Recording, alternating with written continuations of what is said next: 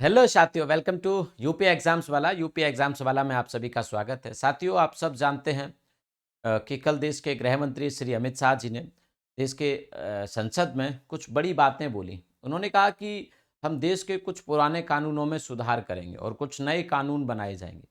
ये कानून अपराध से संबंधित होंगे, है ना।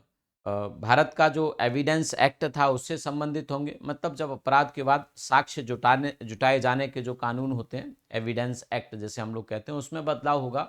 और कई नई बहुत सारी नई चीज़ों को उन्होंने भारत में संसद में ये बातें रखी। उन्होंने कहा कि हम किसी को सजा देना नहीं चाहते, बट हम चाहते हैं कि भारत में सबको न्याय मिले। अर्थात जब किसी को न्याय मिलेगा तो किसी को सजा भी मिलेगी। जैसे मतलब कोई व्यक्ति अगर किसी के साथ गलत करता है तो जिस व्यक्ति के साथ गलत हुआ उसको न्याय कब मिलेगा? जिसने गलत किया उसको सजा मिलेगी तब।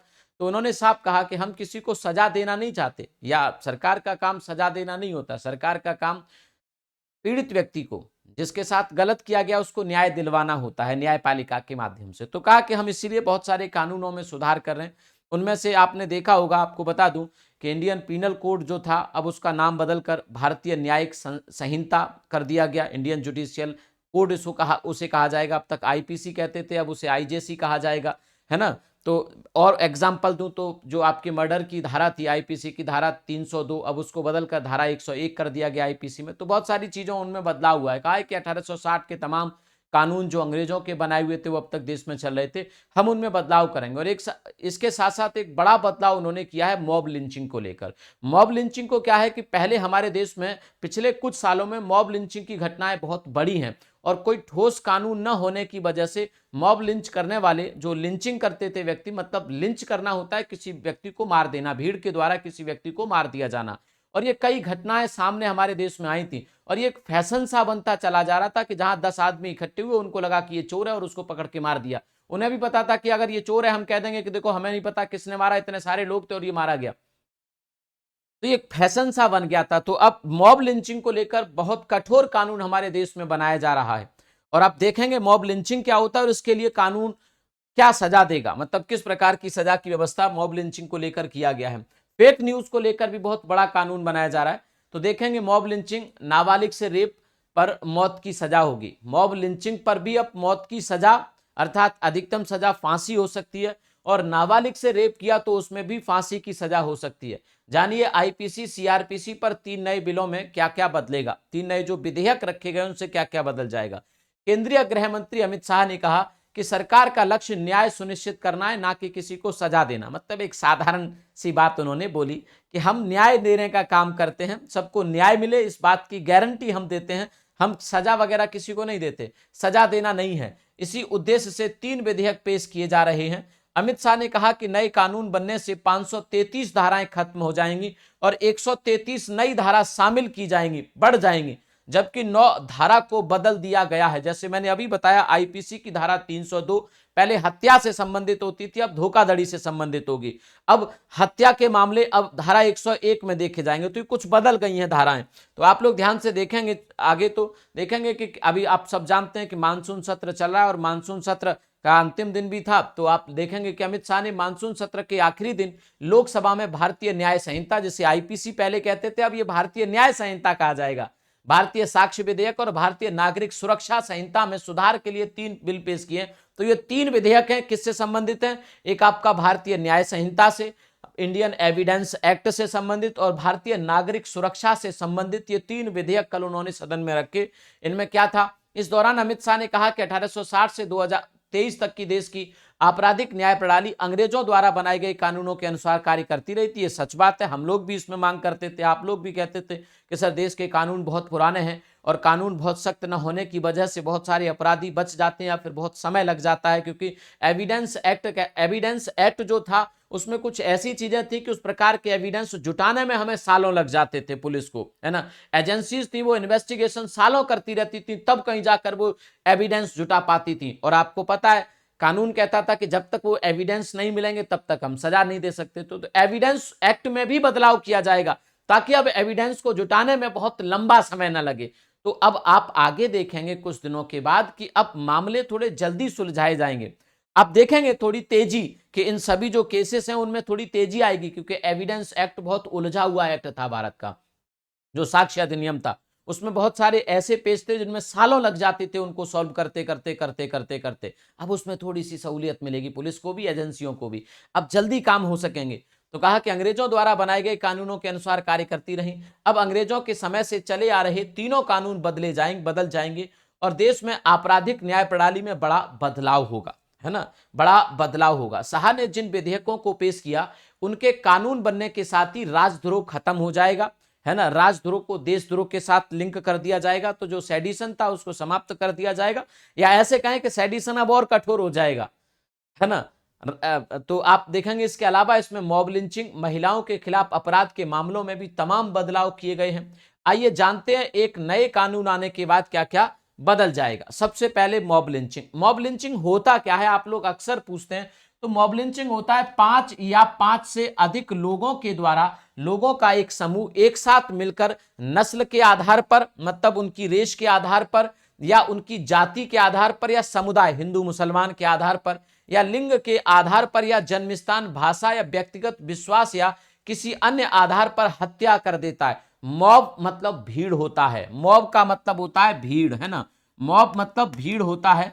अर्थात भीड़ के द्वारा, भीड़ को हम कब मानेंगे कि ये भीड़ है, भीड़ मानेंगे कि 5 या 5 से ज्यादा, है ना, 5 या मोर देन 5, 5 या 5 से ज्यादा लोग जब मिलकर किसी की हत्या कर देंगे तो मॉब लिंचिंग के दायरे में आएगा, है ना।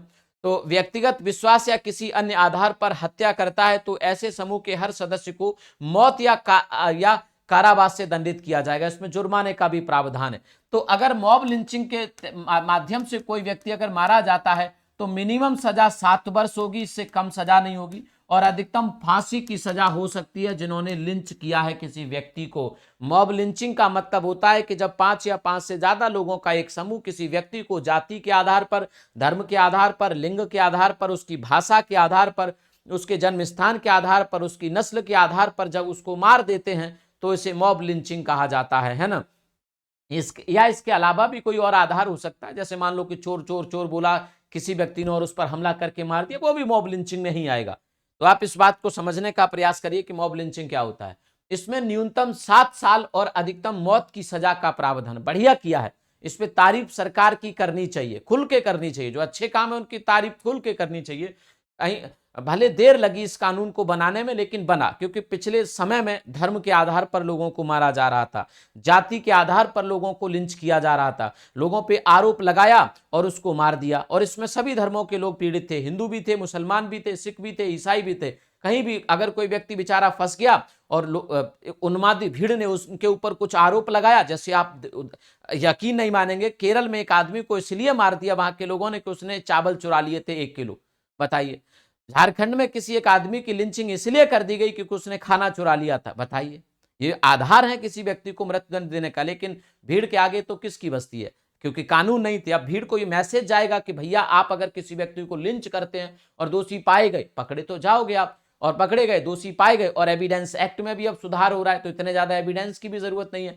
एविडेंस एक्ट के माध्यम से आप अगर दोषी पाए गए तो फिर आपको मौत की सजा तक मिल सकती है। तो ये कठोर कानून है, मैसेज जाएगा उस भीड़ के पास कि अब इन सबको छोड़ना होगा, एक सभ्य समाज हमें बनना होगा। आपको लगता है कि इस व्यक्ति ने गलत किया, चाहे कितना भी बड़ा अपराध किया है, आपका काम है उस व्यक्ति को पकड़िए, और पकड़ सकते हैं तो, और उस व्यक्ति को पकड़ के पुलिस को दे दीजिए, पुलिस को सौंप दीजिए। जब किसी भीड़ ने उस व्यक्ति को पकड़ के पुलिस को सौंपा है तो पुलिस भी इतनी आसानी से छोड़ नहीं सकती। ज्यादा से ज्यादा आप कर सकते हैं कि पूरी इस गिरफ्तार उसको पकड़ने की और पुलिस को दिए जाने तक की वीडियो रिकॉर्डिंग करिए। जब वीडियो रिकॉर्डिंग करेंगे तो पुलिस ऐसे नहीं छोड़ सकती किसी व्यक्ति को, पुलिस प्रॉपर कार्रवाई करेगी, है ना। जब आप पुलिस को सौंप रहे हैं उस व्यक्ति को तो उसकी भी रिकॉर्डिंग होनी चाहिए कि हमने इस व्यक्ति को पुलिस के हाथ में दिया है, पुलिस पूरी प्रॉपर कार्रवाई करेगी। तो ये कर सकते हैं, लेकिन ये नहीं करते लोग खुद ही जज बन जाते हैं। जज खुद नहीं बन सकते, आप कानून हाथ में नहीं ले सकते भाई, है ना। तो इसलिए अब सरकार ने भी संदेश दे दिया है कि हम इस राह पर आगे बढ़ेंगे और लिंचिंग किसी भी तरीके से सहन नहीं की जाएगी। तो जुर्माना, इसके अलावा जुर्माना भी लगाया जा सकता है, इस बात को समझिए। उसी तरीके से फेक न्यूज को लेकर भी आप लोग देखेंगे, अब अमित शाह जी ने कुछ कहा है, ये ट्वीट है न्यूज 24 का। भारतीय न्याय संहिता विधेयक 2023 में फेक न्यूज के लिए खास प्रावधान, इससे पूरा दुनिया प्रभावित है और भारत तो सबसे ज्यादा प्रभावित है। फेक न्यूज तो इतना ज्यादा बढ़ गई है कि फेक न्यूज के आधार पर आप किसी को अपमानित कर दीजिए, किसी को गाली गलौज कर दीजिए, समाज में दंगे करवा दीजिए, समाज में आगजनी करवा दीजिए, भाई भाई को लड़ा दीजिए, धर्म धर्म की लड़ाई करवा दीजिए, जाति के आधार पर दंगे करवा दीजिए। फेक न्यूज तो अब इतना ज्यादा फैल गया है कि इससे मुक्ति पाना बहुत जरूरी हो गया है। सरकार ने एक और बढ़िया कदम लिया है, अगर फैलाई फेक न्यूज तो होगी कम से कम 3 साल की सजा, है ना। सजा के अलावा जुर्माने का भी प्रावधान इसमें रखा गया है, तो फेक न्यूज को लेकर भी कठोर कानून अब सरकार बना रही है। हालांकि अभी ये विधेयक है, अब इसको कमेटी के पास भेज दिया गया है। कमेटी पूरा, अब देखो प्रोसेस क्या होगी। अब हमारा मानसून सत्र तो खत्म हो गया, इस विधेयक को पास कर रख दिया गया, प्रस्तुत किया गया। प्रस्तुत होने के बाद इसे सेकंड चरण में इसे कमेटी के पास भेजा गया, सेलेक्ट कमेटी के पास। अब वहां इस पर पूरा विचार विमर्श होगा, विस्तार से इसमें धारा अनुच्छेद सब जोड़ा जाएगा, सेक्शंस, क्लॉज, सब क्लॉज सब इसमें ऐड होंगे। एक एक विषय पर प्रॉपर चर्चा होगी और अगले मतलब सत्र जब आएगा, जब शीत सत्र आएगा दिसंबर जनवरी का, उसमें इस विधेयक को फिर रखा जाएगा और उसे पारित कराया जाएगा। जैसे ये पारित होगा वैसे ये कानून बन जाएगा। तो अभी थोड़ा सा इंतजार और करना है, क्योंकि अभी ये कमेटी के पास है।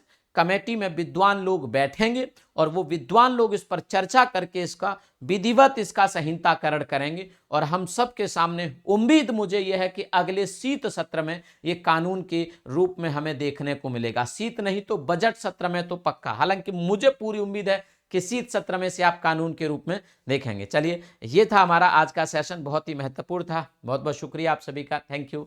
जय हिंद, जय भारत। Thank you.